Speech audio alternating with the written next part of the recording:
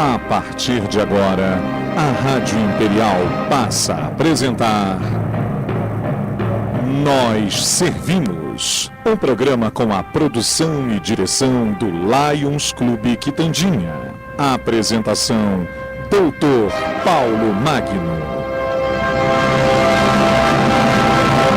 Bom dia, ouvintes da nossa Rádio Imperial. Aqui estamos mais uma vez com o nosso programa. Hoje, antes de apresentarmos a nossa entrevistada, eu queria dar uma palavrinha aí para alguns derrotistas, para essas pessoas que só querem ver o pior para a nossa cidade, né? Ô, gente, para reclamar das coisas, meu Deus do céu. Não sabiam que ia ter os enfeites na rua 16 de março?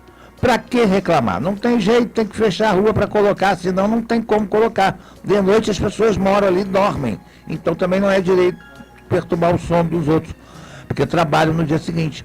Vamos ser um pouquinho mais camaradas. Nós estamos numa época de paz, de tranquilidade, de fraternidade, né? Vamos relevar as coisas. A cidade está ficando tão linda, motivo de orgulho para a gente, mas a cidade só aparece nas manchetes das desgraças, só aparece na manchete das coisas ruins. Pelo menos nós agora vamos aparecer nas manchetes das coisas boas, bonitas, belas.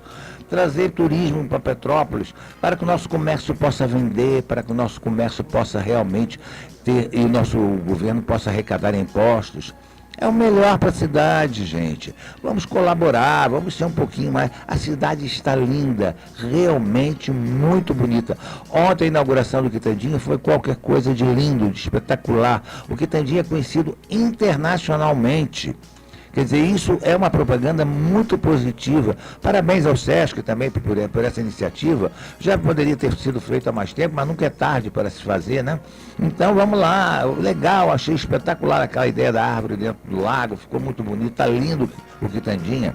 É um motivo de orgulho para nós, a gente só lastima que o Quitandinha não abra as portas para as coisas aqui da cidade, né? Infelizmente, né? Mas tudo bem, quem sabe a gente chega lá uma hora, né? E vamos tentar fazer a nossa cidade ser mais bonita, ser motivo de orgulho para todos nós, né? Então, e outra coisa, essa gente que está quebrando as coisas lá na Praça da Liberdade, pelo amor de Deus, meu Deus do céu, ou falta de civilização. Depois não quer que a gente diga que o povinho é subdesenvolvido. Mas por que quebrar? Por que depredar? Qual é a vantagem de quebrar as coisas? Eu não entendo esse tipo de atitude. Isso é realmente típico daqueles que são revoltados por excelência, por natureza, que já são mau caráter, né? Não resta outra coisa. Por favor, vamos colaborar. A cidade está linda realmente. E vamos tentar, quem vê, por acaso, se alguém vê que está sendo estragado e destruído alguma coisa, liga para a polícia. Porque o bandido tem que ser preso, porque isso é bandido. O cara que faz isso é bandido. Não tem outro nome. Bom, vamos deixar isso para lá, porque hoje a gente está aqui também. Estamos tendo o prazer de receber. Já queria há algum tempo bater um papo com essa personalidade petropolitana, mas ela é difícil da gente conseguir um horáriozinho com ela. Mas hoje eu consegui. Vamos entrevistar aqui a doutora Maria Isabel de Saerpe Rezende Chaves, supervisora-geral da Faculdade de Medicina de Petrópolis e das Faculdades Arthur de Saerpe Neto, FASE. Bom dia, doutora Maria Isabel. Bom dia, Paulo. Que prazer estar aqui no seu programa, já me penitenciando de talvez uma dificuldade inexistente, você vai ver, vou voltar sempre que for convidada. É realmente muito prazer estar com você e com seus ouvintes da Rádio Imperial de Petrópolis. Pois é, né? É tão bom. Está gostando da cidade? Está bonita, Maria Isabel? Olha, eu tenho ouvido uma repercussão muito interessante sobre todo esse movimento de atrair turistas para Petrópolis através do Natal, né? Diversos anos essa motivação natalina foi um propósito do comércio, um propósito das atividades de Petrópolis, né? Exato. Mas esse ano finalmente concretiza-se esse apelo para os turistas. Eu acho que isso só pode trazer vantagens para a cidade. Concordo plenamente. Mas qual é a sua formação? Eu me formei em Direito, Paulo. Me formei na UERJ, me formei em Direito. Depois também fiz uma pós-graduação na área de Direito Público. E hoje estou aí, trabalhando fora da minha área de formação. Como você começou a sua vida acadêmica? aqui Conta na faculdade. Um pouquinho da sua história. Olha, aliás, eu estava respondendo a alguém que me fez essa pergunta anteontem. Por que você escolheu fazer o que faz hoje? E eu estava dizendo que desde criança eu sabia que eu ia terminar nesse local de gestão da Faculdade de Medicina de Petrópolis e da FASE, que afinal foi uma criação subsequente. Talvez por uma imensa afinidade que eu tinha com meu pai, das causas que ele abraçava, do seu empenho em ver Petrópolis sempre no alto, com os maiores elogios, e isso talvez tenha influenciado, certamente influenciou a minha escolha pela Faculdade de Direito, já que ele era advogado, e posteriormente essa migração da formação jurídica para a atividade de administração acadêmica. Como é ser supervisora da Faculdade de Medicina de Petrópolis e da FASE? Olha, para os seus ouvintes eu vou dizer que é um prazer, uma satisfação trabalhar por uma causa tão interessante, porque aliar a educação superior, numa cidade que é tudo de bom, e proporcionar aos estudantes essa oportunidade de se aproximar do conhecimento, né, científico, isso é um desafio que não tem preço. Ainda mais que a nossa instituição ela é voltada para a área da saúde primordialmente. Então, aliar educação e saúde é um imenso desafio e um apelo muito interessante para o meu trabalho. Assim, na intimidade, eu diria que ser supervisora geral da Faculdade de Medicina de Petrópolis também é um encargo com um peso bastante grande. Não resta dúvida. Porque os desafios da manutenção de uma escola são para além do desafio da manutenção financeira, né? Sempre estamos aí atrás de inovações, de solução de conflitos, de mediação, de fazer interface entre aluno, professor, melhores condições de ensino, recursos pedagógicos novos, expansão predial, tudo isso é muita responsabilidade.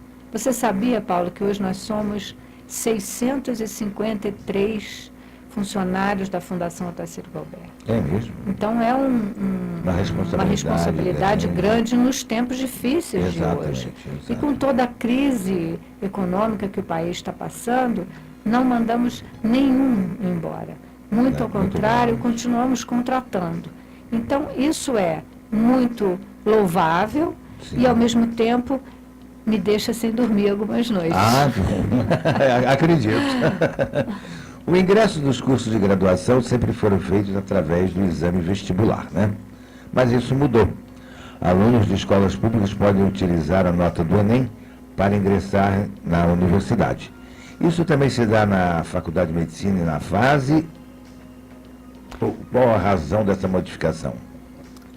Bem, o governo federal, ele implantou dois grandes programas. Primeiramente, o programa de avaliação, né, dos alunos do ensino médio, que resulta nessa nota do Enem, e que antes era um outro programa parecido, mas que agora está consolidado como uma espécie de classificação prévia para o ingresso nas universidades. Essa nota do Enem, ela também fundamenta a escolha dos alunos do programa Universidade para Todos, que é um programa de inclusão social e acesso à educação superior. Então, nós, acreditando que essa avaliação, ela é uma avaliação talvez menos fotográfica do que a do vestibular, que espelha aquele dia, aquele aluno, naquele tipo de prova realizado por uma única instituição, mas acreditando que esse programa do governo preparado por professores que vão estar capacitados para avaliar o ensino médio da forma como ele é nacionalmente concebido, nós adotamos, então, também para parte das vagas do nosso ingresso na nossa faculdade, a nota desse processo de classificação. Você sabe que isso não trouxe nenhum prejuízo à qualidade do aluno ingressante, mesmo na Faculdade de Medicina, onde a disputa é muito acirrada. Porque esse programa do Enem, esse Exame Nacional do Ensino Médio, ele de fato tem muito boas condições de avaliar a capacidade, a formação do estudante. Então, nós não tivemos nenhum problema, aderimos desde sempre a essas novas formas de ingresso, até porque a gente acha que isso deixa o aluno um pouco menos estressado, o candidato menos estressado. O que é possível fazer para expandir a capacidade do sistema de educação superior, Isabel? Não sei se eu estou entendendo a sua pergunta. Expandir a capacidade do sistema de educação superior no Brasil, ele está em franco processo de expansão, né? Hoje são muitas mil instituições, se não me engano, 2.900 e tantas instituições de educação superior, sendo que algumas delas, as maiores, possuem mais alunos do que o conjunto de grande parte das escolas que estão espalhadas pelo país. Então, eu não sei se nesse momento, com exceção das regiões norte, centro-oeste, talvez nordeste, em que a expansão talvez ainda se faça necessária, eu tenho a impressão de que não se trata mais de fazer expansão quantitativa, de número de escolas, mas de expansão qualitativa, que é esse processo muito grande de expansão que o Brasil sofreu nesse nível de educação, ele não foi sempre acompanhado da necessário controle da qualidade dessas instituições novas. E eu acho que isso agora é um ajuste que precisa ser feito, com uma certa urgência, porque nós vemos a expansão na educação à distância, muito grande, e a expansão das escolas presenciais. E das federais, em muitos lugares, sem nenhuma condição de se estabelecer. Então, agora, há que se consolidar essa expansão existente, na minha visão. Como se situa a Faculdade de Medicina de Petrópolis no ranking das demais faculdades de medicina do país?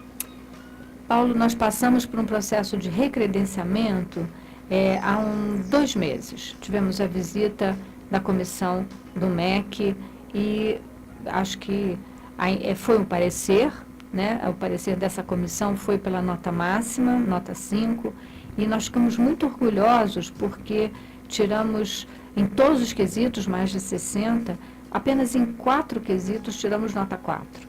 Em todas as demais, a nota 5. Então, a instituição, a Faculdade de Medicina de Petrópolis, está muito bem posicionada com muitos recursos para formar bons médicos.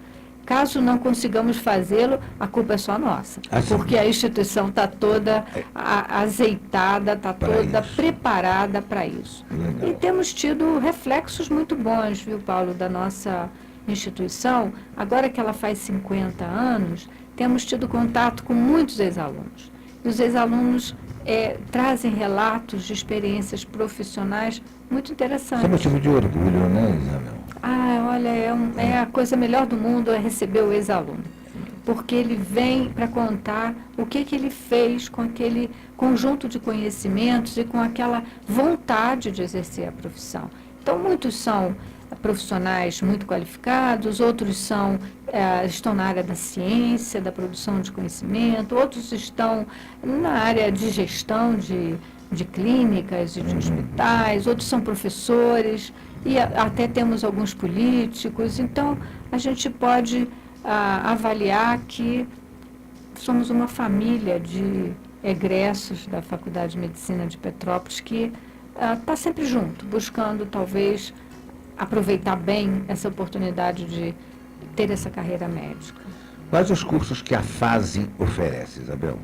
Olha, ela oferece nutrição, que já, aliás, fazemos 20 anos, esses cursos fazem 20 anos no início do ano que vem. Legal. Nutrição, enfermagem, bacharelado em enfermagem e licenciatura em enfermagem, que forma professores de enfermagem para o nível técnico, administração, gestão de recursos humanos, gestão pública, curso superior de tecnologia em radiologia, odontologia, que é um curso novo, né? E psicologia, que é o novíssimo.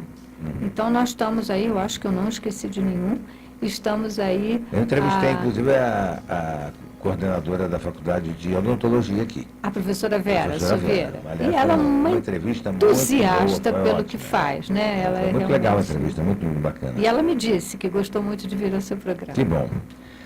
Ô, Isabel, como é o conceito desses cursos perante as demais faculdades do país? Pois é, Paulo, nós estamos também com ótimos conceitos, né? O curso de odontologia, você mencionou a professora Vera, ele também tirou a nossa nota máxima no seu projeto. Que legal. O curso de psicologia também. E os outros cursos, o curso de administração nosso está repetindo a nota máxima pelo 2º ENAD consecutivo.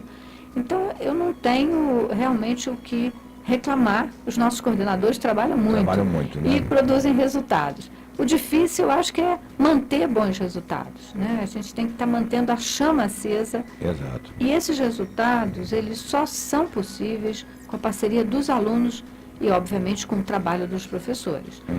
Os alunos são entusiasmados pelo que estão fazendo e nos ajudam a alcançar esse bom desempenho. Certo. A FASE pretende expandir ainda mais as suas unidades com novos cursos? Essa é uma pergunta um pouco capciosa, né? Olha, nós temos convicção de que temos uma expertise. Não, eu diria que a nossa instituição é uma instituição boutique. Por quê? Porque ela pretende ser única ou ser exclusiva naquilo que ela faz. Então, ela procura potencializar a sua expertise. E a nossa expertise até agora tem sido aliar saúde e gestão. Então, nessa área, a gente sempre pensa em completar esse rol de cursos para poder oferecer ao nosso aluno a possibilidade de formação interprofissional. Quando nós teremos uma universidade? Você sabe que existem universidades especializadas em área do saber? Então, se nós chegarmos lá, certamente devemos estar fazendo esse caminho. Certo. Universidades especializadas e não uma universidade de todas as áreas do conhecimento. Eu defendo a seguinte tese: Petrópolis tem muito boas instituições de educação superior. Sim, sim. E cada uma tem seu papel social. Não resta dúvida. E deve trabalhar dentro da sua vocação. Então, a gente não quer sair por aí atropelando. Certo. Até porque não se faz mágica, né? Lógico. Tem muitos alunos e tem muita oferta de cursos na cidade. É isso aí. Gabriel, como é que você vê a expansão brasileira do sistema de ensino superior nos últimos anos? Eu vejo com essa preocupação da qualidade. Eu queria perguntar, ela vem acompanhada da qualidade necessária? Eu acho que não. Eu estou convicta que não. Eu acho que a expansão é necessária, eu acho que a fatia da população que está na educação superior ainda é bem reduzida, face aos nossos colegas até sul-americanos, mas há muito que se fazer em termos de qualidade. Acho que ainda deixa muito a desejar, né? Muito, muito. Formação de professores é fundamental, qualificação, então, Mas está difícil de arranjar professor, né? Ninguém querendo ser mais professor, né? Está complicada a situação. Eu não sei se essa realidade é tão grande na educação superior. Na educação superior eu até acredito que não. Mas na educação básica tá isso terrível. É realmente uma preocupação. Eu nunca parei de dar aula porque eu digo, não, que é isso? De jeito nenhum. Aluno olhou para minha cara atravessado, eu já estou atravessando nele. Não é só o aluno, né, Paulo? Também as condições de trabalho do professor são muito difíceis. O professor não recebe salário. O Estado, o nosso Estado como está, meu Deus do céu. Como é que esses professores podem se sentir motivados a trabalhar se não recebem desde outubro? Outubro, novembro, dezembro sem receber. Agosto, outubro, novembro, dezembro sem receber. Não dá, não tem condição, você não sente motivação nenhuma. Você não tem condições e, além disso, você ainda é agredido pelos alunos. Hoje a falta de educação é uma coisa terrível. Assistimos anteontem, aqui, nós discutimos isso no debate 1550, da professora, a diretora da escola, que chamou a atenção da aluna porque estava sem uniforme e foi agredida pela aluna. Aonde que nós estamos, Marisa? Paulo, de fato, a sociedade está vivendo um momento de transição, um momento complexo. Complicado, né? As pessoas têm um baixíssimo índice de tolerância. O jovem quer um prazer imediato, é uma característica dessa geração. e a resiliência não existe. Quer dizer, você ter a noção do seu papel e corresponder a esse papel, às suas atitudes, né? Por exemplo, eu recebi agora, há pouquíssimo tempo, um relato de uma aluna caloura que veio se matricular semana passada na faculdade. E ela, filha de uma pessoa conhecida, e eu perguntei o que ela achou da faculdade. E ele disse, vou mandar o áudio, com as próprias palavras você vai sentir. Então, ela elogia a parte das instalações, mas ela frisa, foi muito bem atendida, funcionários muito atenciosos. Então, essa preocupação com o acolhimento é muito importante. Mas não só com o acolhimento entre funcionários e estudantes, mas do acolhimento ao professor e do professor aos seus alunos. E essas relações estão em questão. Estão em questão. Realmente. Muitos educadores afirmam que o Reúne, criado em 2007, promoveu a expansão do acesso ao ensino superior sem garantir a qualidade e a permanência dos alunos. Você concorda com isso? Essa é uma pergunta difícil também, Paulo, porque favorecer o acesso é necessário, né? Flexibilizar as condições de acesso, eu acho que é uma política necessária. Mas garantir a qualidade é uma obrigação. Então, como fazer essa mágica, né? Nós vivemos esse problema na nossa escola. Às vezes recebemos um aluno, você falava da crise do professor da educação fundamental, né? Da educação, do ensino médio. De tudo.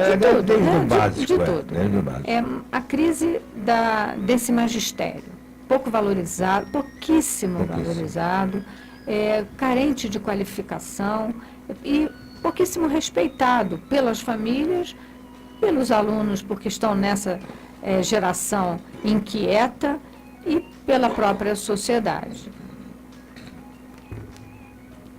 Como é que isso vai dar bom caldo? Esse aluno chega insuficientemente preparado no ensino superior, que abre as portas para um mais facilitado ingresso, né? Pela quantidade de escolas e pela facilidade da educação à distância. Como suprir essa formação frágil desse aluno? Nós vivemos esse problema todos os dias. Alunos que chegam sem saber fazer regra de 3. E aí as pessoas perguntam, passou no vestibular? Como, né? Como? Passou. E qual é a nossa obrigação? Excluir esse aluno ou tentar recuperá-lo, formá-lo, fidelizá-lo no sentido de acreditar no seu potencial de desenvolvimento? Essa é uma mágica que as escolas de educação superior têm que fazer. E fazem muitas vezes. Aluno chega muito sem base, né? Eu às vezes fico assim, horrorizado de ver determinados profissionais falando. Eu digo, meu Deus do céu, esse cara não estudou um pouquinho português, não sabe nada, não sabe nem se expressar. E em profissões, às vezes, que exige que você tenha um discurso satisfatório, pelo menos, né? Então fica muito complicado. Eu vejo petições de advogados, Isabel, que me assustam. Mas eu acredito. Mas me assustam os erros de português, assim, primários, coisas assim que a gente diz, não é possível que uma pessoa escreva dessa forma. E além dos erros de português, a falta de consistência do texto. Exatamente. O que será que essa pessoa quer dizer? Sem a mínima noção, às vezes, da coisa. Eu digo, meu Deus do céu, é assustador. Que cenários você vê para a educação no Brasil, Isabel? Nós estamos entrevistando, deixa eu lembrar que os nossos ouvintes, para quem pegou o programa agora já começado, estamos entrevistando a supervisora-geral da Faculdade de Medicina de Petrópolis da FAS, doutora Maria Isabel Saerp Chaves. Me responda, que cenários você vê para a educação no Brasil, Isabel? Também uma pergunta difícil. Eu acho que a tecnologia está entrando fortemente nas universidades. Os novos recursos de tecnologia de comunicação, de informação, as novas situações que necessitam de programas, de desafios nessa área tecnológica, isso é certo. Então, acho que a universidade à distância, quer dizer, a educação à distância, ela vai continuar se expandindo e ela é dependente dessa tecnologia. Então, essa é a minha pergunta agora. Qual a sua opinião sobre os cursos à distância? Você acredita que tem o mesmo valor que os presenciais? Segundo pesquisas, dentro de alguns anos, de 40% a 45% das vagas das universidades brasileiras seriam ocupadas por educação à distância. Como você avalia a mudança no comportamento educacional do brasileiro? Isso é benéfico ou é maléfico, ou a educação continuará a ser transmitida com a mesma qualidade? Não tem resposta sim ou não. A educação à distância é uma realidade. Ela veio para ficar, ela atende a algumas circunstâncias muito bem e a algumas pessoas, alguns indivíduos também, porque ela permite aquelas coisas a que ela se propõe, que você faça o seu próprio horário, que você continue trabalhando para sustentar sua família, que você complemente seus estudos, que você não precise de deslocamento, não perca tempo no trânsito. Mas ela não é para qualquer curso, nem para qualquer pessoa. Uma faculdade de medicina, por exemplo, não tem condição. Uma odontologia não tem condição. Uma engenharia não tem condição. Eu acho que a regulamentação deveria atentar para esses diferenciais.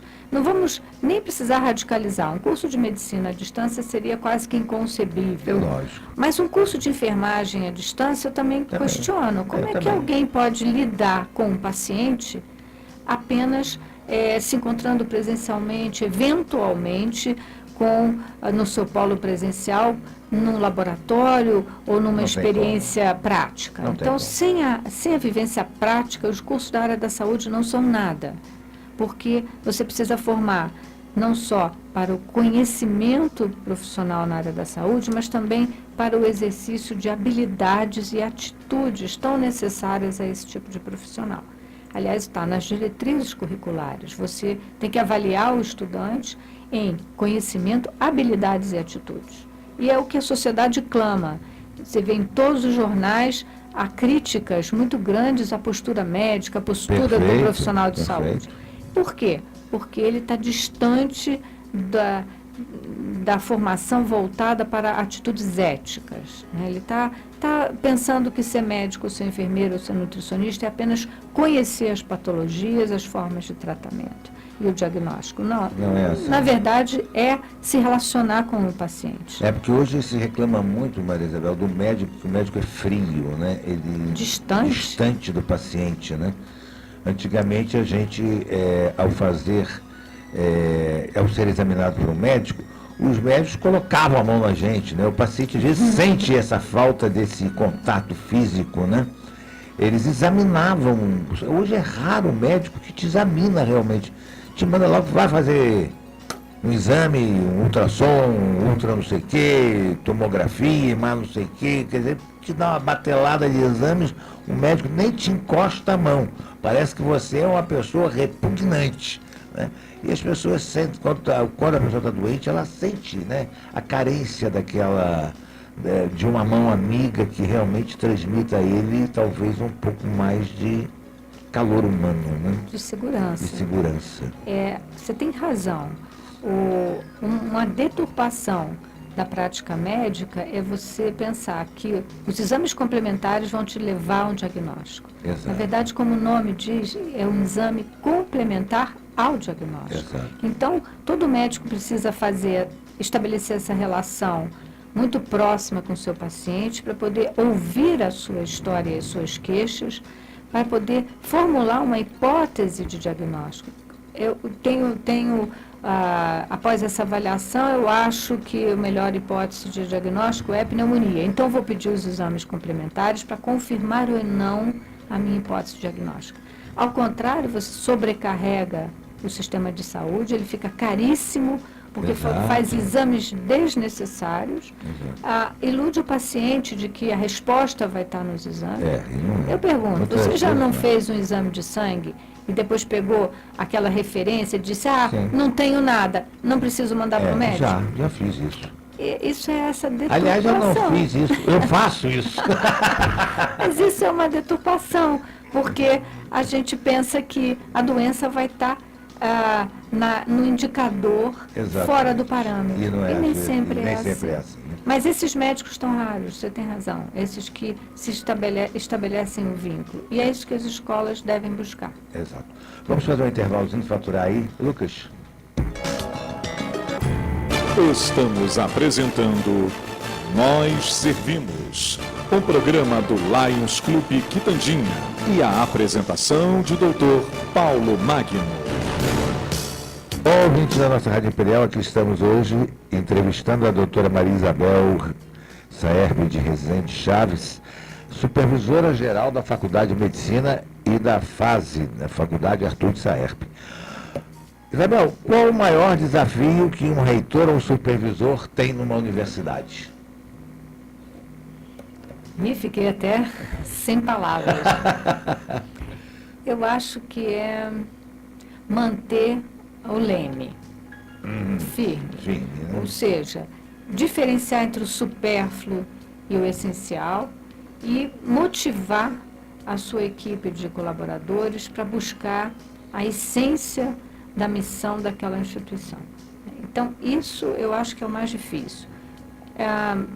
Obviamente que a sustentabilidade, os conflitos, a regulamentação governamental, a interferência da legislação na vida das instituições particulares, isso tudo gera uma série de preocupações e mobiliza a parte administrativa, fazendo com que a gente dedique uma energia e um tempo muito grande a cumprir regras e a caminhar de acordo com as exigências. Mas o maior desafio hoje é trabalhar com pessoas. Trabalhar com pessoas, é complicado, colocando sempre o que é essencial no nosso trabalho. O nosso trabalho visa o quê? E é esse o objetivo que nós temos que alcançar, e ele tem que estar espelhado em cada uma das nossas ações. Os fundos para a educação, o corte de verbas do FIES, por exemplo, afetou diretamente as suas faculdades? Não afetou ainda. Eu tenho a impressão que o novo FIES, da forma como ele está conformado hoje, ele vai deixar de ser interessante para, por exemplo, a nossa instituição, porque eu ainda não me dediquei à leitura da nova regulamentação, mas pelo que eu já ouvi, há uma parte substancial das mensalidades que ficam num determinado fundo garantidor desse empréstimo ao aluno. E as escolas, então, têm que fazer uma mágica para contar com o repasse em atraso, as dificuldades para a recompra, garantir esse fundo com os recursos daquela parte daquela mensalidade daquele aluno. Então, isso vai complicar muito, vai complicando, né? E vai dificultando que as escolas possam aderir e participar desse esforço de ampliação do acesso. Eu acho que isso é proposital, mas em todo caso vamos deixar... Eu acho que o governo fez uma coisa muito irresponsável. Ele expandiu o sistema sem limites. Exatamente. E agora ele quer enxugar as custas, talvez, dessas escolas que estão na rede. É igualzinho. Roubaram o país e agora a gente paga na gasolina, né? Tem que repor o dinheiro da Petrobras. Eu queria te dizer por que não fomos afetados. Porque nós não temos um quantitativo excessivo de alunos vinculados a esse tipo de programa. Nós sempre controlamos muito para que a gente não perdesse o rumo e não ficasse refém desse tipo de programa. Fizeram muito bem. Como você vê as condições... Antes de fazer a pergunta, até isso demonstra a sua capacidade ao gerir as faculdades. É verdade, né? Lógico. Como você vê as condições básicas de educação no Brasil? Há pouca indignação do brasileiro quanto à situação da educação no Brasil, Isabel? Eu acho que tem muito falatório, mas tem pouca reflexão sobre a educação brasileira. Então, há um falso debate sobre questões talvez não tão relevantes, que são da sociedade contemporânea, mas há uma falta de valorização da educação, da escola. Então, as famílias reclamam da escola, reclamam da interferência, reclamam dos professores, os professores reclamam dos alunos, mas um debate sobre o processo educativo, uma valorização das escolas, isso eu acho que é o maior problema. levar a sério a questão das dificuldades contemporâneas de fazer da escola um local de formação de verdade, que tenha significado para o aluno. É porque hoje, realmente, às vezes, muitas delas não traduzem absolutamente nada. Segundo alguns analistas da área de educação, as faculdades de medicina do Brasil não estudam a saúde, mas estudam medicina como categoria científica. Você acha que nossos currículos universitários precisam ser revistos? Eu acho que o currículo tem que ser dinâmico, tem que ser revisto todo dia, todo ano, todo semestre, para se adaptar às novas descobertas e conquistas. Então, uma escola que não questiona seu currículo, ela está estagnada. Eu não estou dizendo que é fácil fazer isso. Sim, lógico. Ainda mais nessas profissões clássicas, medicina, engenharia, direito, há uma tendência conservadora. Mas o currículo precisa estar atualizado.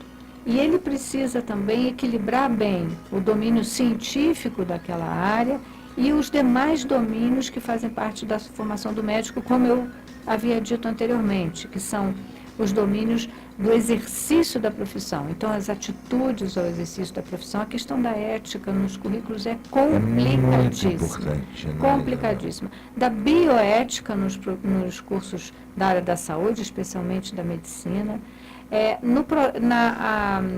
na formação para a saúde e não para apenas a avaliação e o tratamento das doenças. Então, os nossos médicos, eles não podem ser só técnicos em tratamento de doenças, mas eles precisam compreender o processo dos determinantes das doenças para poder também ter uma ação da transformação social. Então, é muito complexo. Sem dúvida, o médico precisa também se formar para a atualização permanente. E isso exige, hoje, que ele se dedique a saber inglês, porque os artigos científicos mais significativos estão nas revistas na língua inglesa.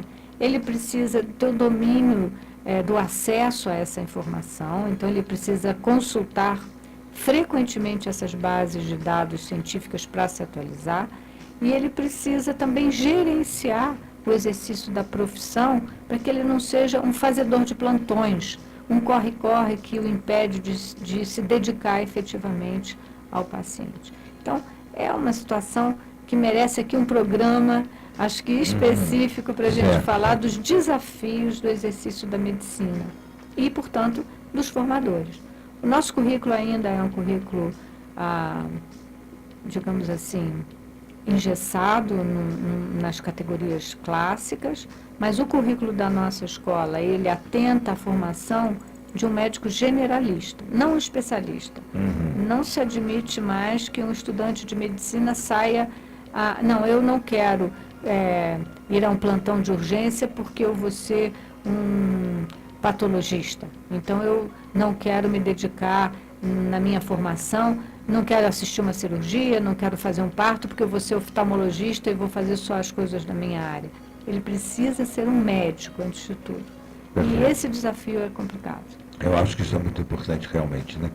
Porque muitas das vezes, algumas, até dentro das suas especialidades do ramo da medicina, existem noções que realmente o médico tem que saber, porque de repente ele está receitando um remédio, uma pessoa tem um problema qualquer paralelo de outra área e pode complicar muito a saúde da pessoa, né? Essa visão eu acho que é muito importante, realmente. Você acredita que hoje se torna necessário haver mais, você praticamente já respondeu essa pergunta, mas eu queria voltar a ela porque eu acho ela muito importante. Você acredita que hoje se torna necessário haver mais ética dentro das universidades? Vai ter que se dar um propósito à educação? Eu acho que é uma pergunta complementar, essa que você faz, Exato. porque é alargando, né? Como é que a gente pode, primeiro, trabalhar a formação baseada em valores, né? A ética são os valores, Sim, né? sim. E como é que a gente introduz esses valores na formação? Como é que a gente introduz esses valores na convivência entre professores e alunos? Como é que a gente introduz esses valores na gestão das instituições universitárias? Você quer ver um problema ético é o desrespeito entre colegas estudantes através do uso das redes sociais. Então, o que a escola tem com isso? Como é que ela interfere? Ela deve interferir? Então, colegas de uma turma entre si, utilizando redes sociais e fazendo bullying com um colega. Isso está dentro ou fora das responsabilidades da escola? Se a escola entender que está dentro das suas responsabilidades, pelo menos interagir com esses alunos, qual o caminho para fazer isso? Esses são os desafios. É um desafio grande. E para nós da área jurídica, isso se coloca de uma forma maior ainda, né? Exato. Quem é o responsável final?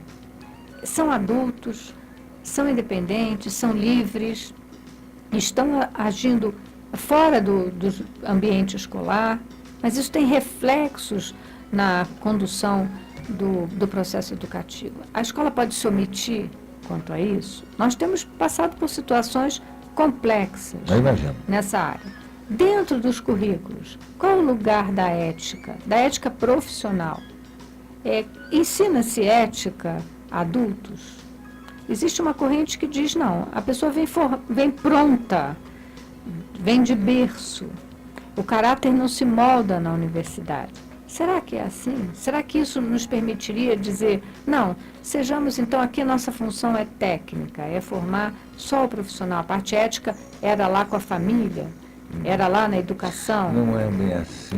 Então, a escola não pode se omitir nunca. Mas ela encontra desafios, como fazer isso. Porque muitas vezes pode julgar isso como uma interferência direta na própria personalidade do indivíduo, né? Claro, como fazer isso? E a ética entre as profissões próximas? Por exemplo, numa equipe de saúde, enfermeiro, médico, como é que é esse relacionamento? Até onde eu posso ir, até onde eu estou invadindo o espaço da outra área profissional? Pois é, porque infelizmente nós não somos voltados, por exemplo, muitas das vezes a gente vê pessoas fazendo cursos em determinadas áreas que dá vontade de chegar e dizer, cara, você não faça isso, porque você não tem um mínimo perfil para isso.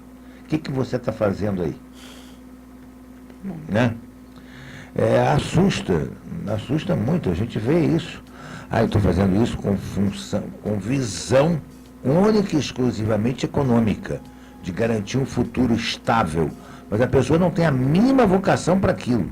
Então ele vai ser um péssimo profissional. É verdade, você tem toda a razão. Quais são os maiores desafios entre a tecnologia e a educação hoje, Maria Isabel?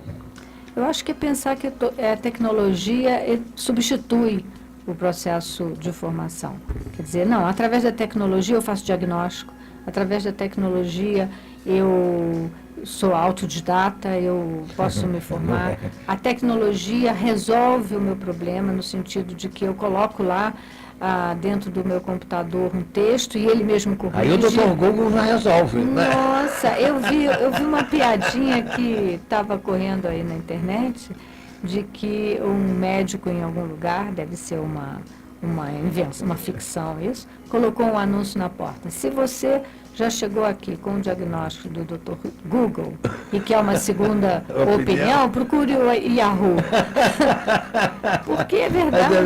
É verdade. Então, a tecnologia, ela pode ser, e ela será, e já é, uma grande aliada do desenvolvimento da educação, porque ela hoje supera barreiras. Você veja a inclusão de pessoas com deficiência, com o uso da tecnologia para os processos educativos. Isso é uma maravilha. Realmente. A tecnologia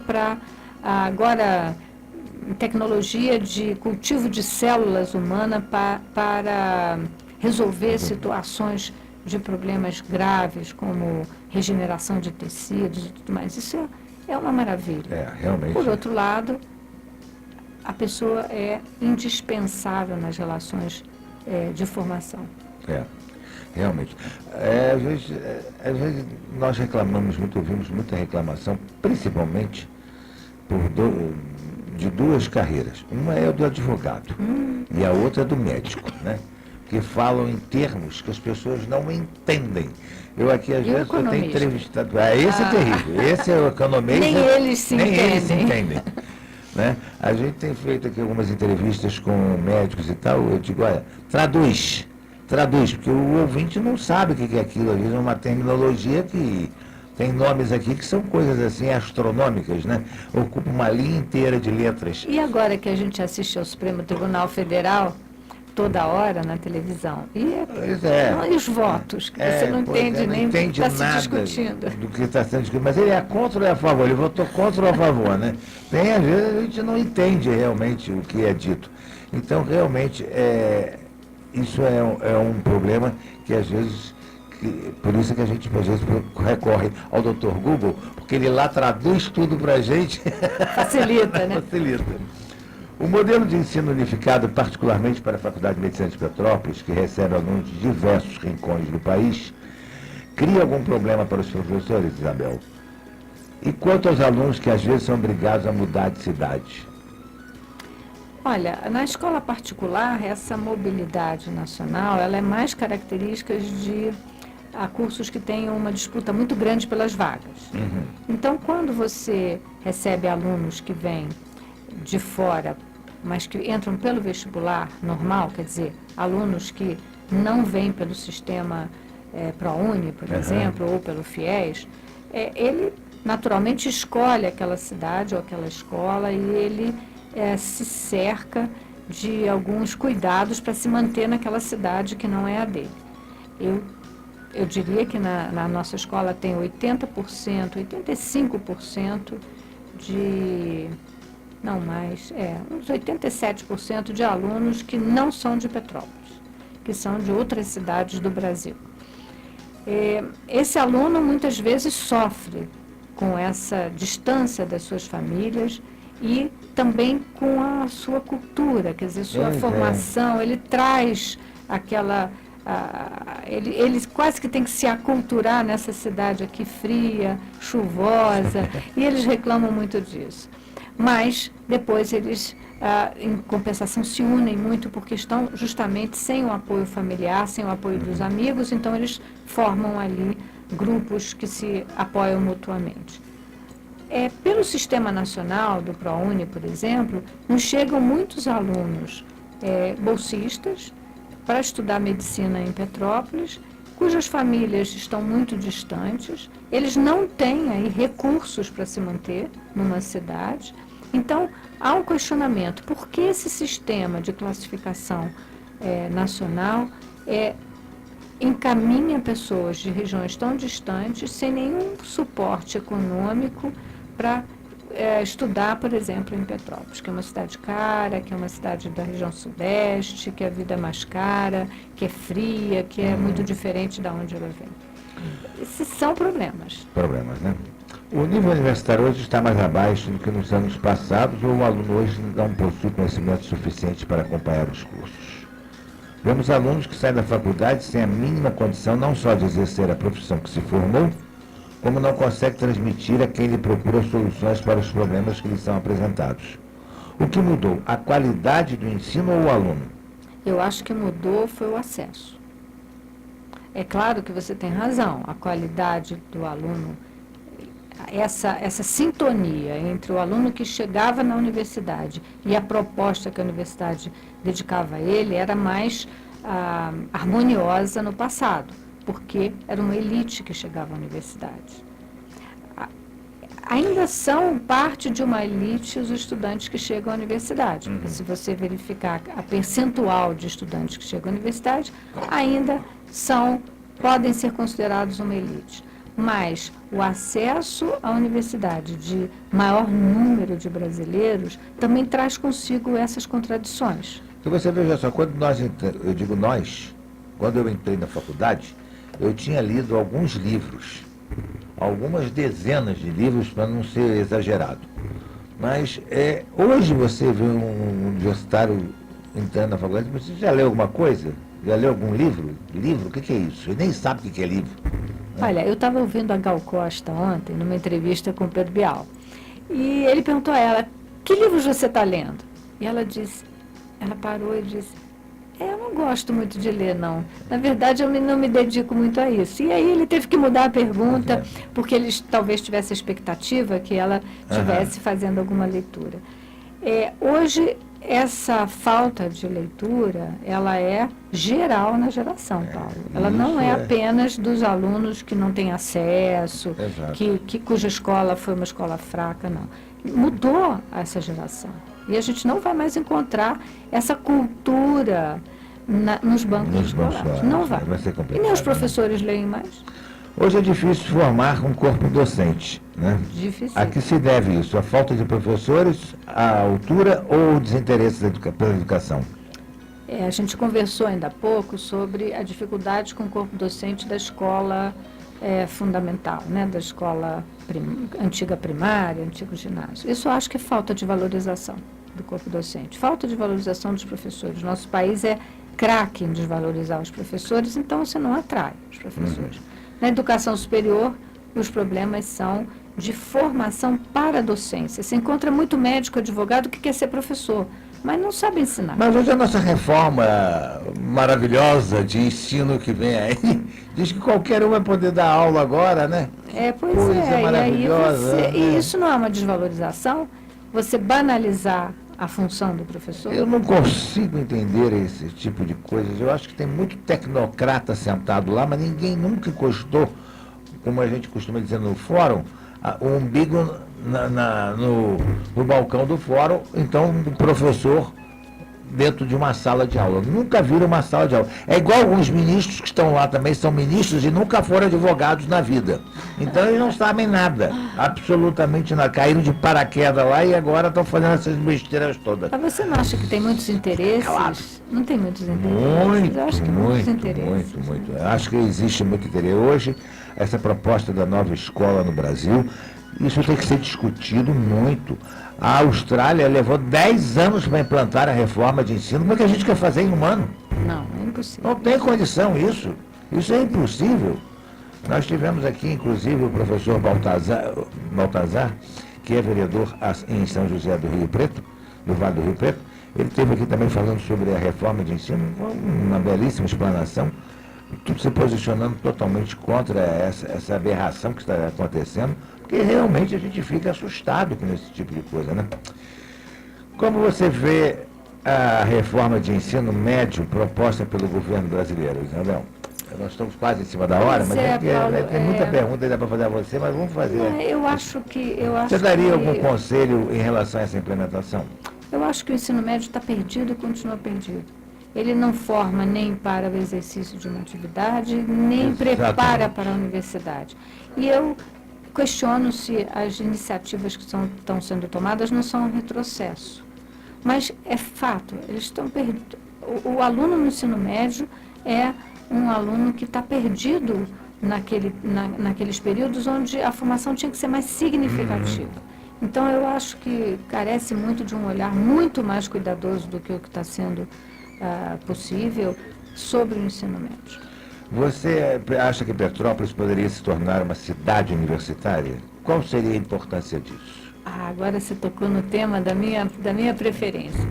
Eu acho que Petrópolis já podia ser há muito tempo uma cidade universitária de maior envergadura. Ela hoje congrega muitas instituições de educação superior e muitos institutos de pesquisa. Está aí o LNCC, está aí a Fiocruz e o Museu Imperial.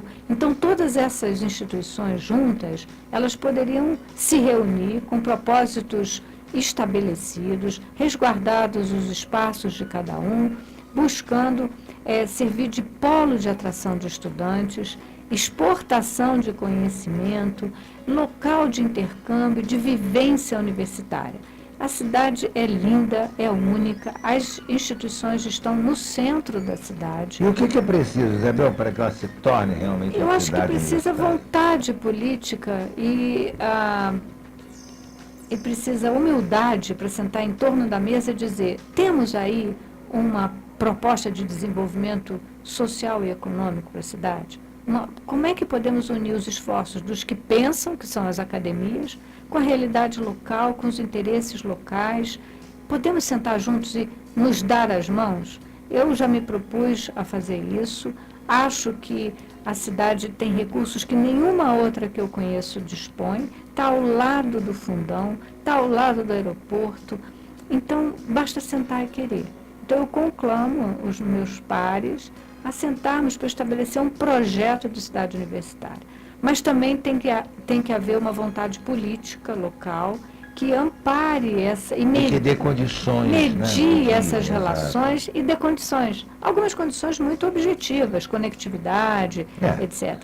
Nós não temos aqui um local, meu Deus do céu, para fazer centro de convenções, de que congressos. É minha briga com Marcelo Fiorini. Ele me prometeu que vai fazer. E eu vou cobrar dele até o último dia de governo. Eu faço um apelo ao Marcelo para que pelo menos o Sesc Quitandinha acolha a nossa formatura da medicina. Pois é. A gente tem que ir para Juiz de Fora, deixar lá os nossos reais para favorecer aquele comércio de lá, quando aqui na cidade os cabeleireiros, os táxis, os restaurantes, os hotéis ficam esvaziados. São 3.000 pessoas numa formatura de medicina. Nós temos que conversar e temos que resolver isso. Isso realmente eu não sei nem se está na alçada dele, mas Marcelo, me ajuda, Marcelo. Desenvolvimento econômico está dentro. Eu acho que todos nós temos que embarcar aí. Temos que valorizar o que nós temos aqui, né? Para terminar, Isabel, eu queria te fazer uma última pergunta. Qual o principal desafio das faculdades sob a sua supervisão para este ano de 2017 e para o ano que vem? Paulo, o principal desafio, eu acho que é comemorar os 50 anos da Faculdade de Medicina, atentos aos próximos 50. Quer dizer, é aproveitar esse momento em que nós estamos felizes de chegar aos 50 anos, formando mais de 4.000 médicos, bem-sucedidos, pelo menos naqueles que a gente tem o retorno, congregando um quadro docente hoje muito qualificado, de 75% de mestres e doutores, né, com uma relação íntima com o sistema público de saúde, potencializando os serviços que ele oferece. Então, o desafio é pensar os novos 50. Né? O que poderemos trazer de benefícios aos nossos estudantes e à cidade de Petrópolis nos próximos 50 anos.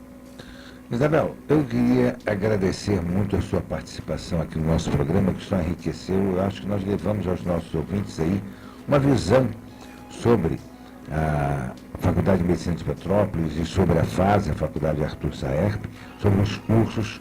Demos um passeio aqui e colocamos algumas coisas que talvez as pessoas não tenham a oportunidade de saber. Para valorizar também o que é nosso aqui na nossa terra, né? Porque a gente ouve muito as pessoas falarem, curso tal, mas nós temos aqui em Petrópolis uma qualidade de ensino muito boa, de todos os níveis, né? E então isso é muito importante que o petropolitano saiba dar valor ao que tem na sua terra. Deixar os nossos microfones para a sua despedida, por favor. Paulo, eu queria primeiro agradecer essa oportunidade. Eu acho que é extremamente importante a gente poder levar aos petropolitanos aquilo que se faz, o esforço que custa, o empenho que se tem e também poder ouvir sugestões, poder ouvir críticas, poder ouvir orientações. O curso de odontologia nasceu dessa solicitação, dessa demanda da sociedade em pesquisas que nós fizemos. Então é importante esse contato com os ouvintes do seu programa, que eu sei que é muito valorizado. Depois é muito interessante estar aqui num programa, dois companheiros leões, cujo objetivo é servir a comunidade. Então eu quero reafirmar aqui o nosso empenho em bem servir a comunidade. E também que quando sairmos da linha, por acaso, ou quando alguém tiver alguma correção a fazer, que tragam, porque a nossa intenção é essa. E segundo, em terceiro lugar, colocar aqui a nossa escola à disposição de todas as demais organizações da sociedade civil para que possamos trabalhar pela transformação social. Do nosso país seria um pouco de pretensão, mas da nossa comunidade, com certeza. Conhece a história da andorinha, né? Da gotinha de água. Se alguém não colocar aquela gotinha, cada um fazendo a sua parte, a gente consegue, de repente, debelar o incêndio que está nesse país todo, né? Eu queria agradecer, por último, aos meus professores e funcionários que bem conduzem a nossa instituição. Sem eles nada seria possível. E ao povo de Cascatinha, que afinal foi aquele que cedeu em primeiro lugar seus espaços à nossa antiga Faculdade de Medicina de Petrópolis, na Estrada da Saudade. Um abraço apertado para todos esses que foram generosos e acreditaram nas nossas propósitos. Obrigado, Maria Isabel, pela sua participação aqui no nosso programa. Seu programa é muito bom, viu? Muito divertido. Gostei muito de participar. Obrigado pela sua participação. Um abraço carinhoso e afetuoso da dona Helena. Muito obrigada. Aquele nosso carinho especial. Dá um abraço no Afonso também. Obrigado ao Lucas na técnica e ao William na gravação. Fiquem agora com o Plantão Imperial. Depois nós temos o Roberto e Amigos com o Jorge Luiz, a voz da cidade, né? E o Valadão hoje vem?